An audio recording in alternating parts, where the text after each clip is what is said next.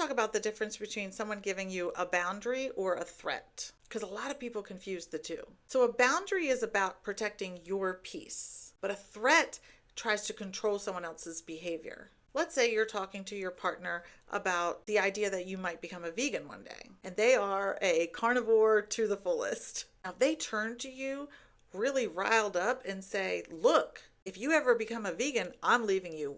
We are broken up. I'm done. This is a boundary of mine. That's not a boundary. That's a threat. They're freaking out because they're anxious that you might turn into somebody that they don't recognize, that they might not be compatible with.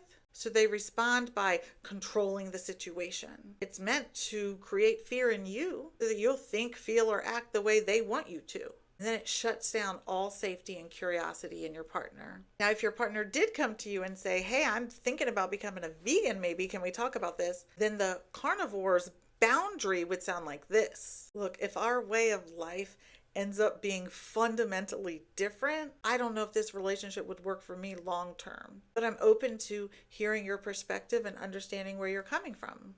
Do you see the difference? A boundary invites a calm conversation, but a threat, well, it shuts it down. It shuts the whole conversation down. A boundary is given in a calm, clear way. It's not reactive. A boundary is about self-protection, what I'm going to do for me. But a threat is about control, what you must do for me if you want to stay. So if somebody calls a threat a boundary, pay attention to how you feel. Because boundaries create safety, but threats create fear. And when fear replaces safety, that connection becomes impossible.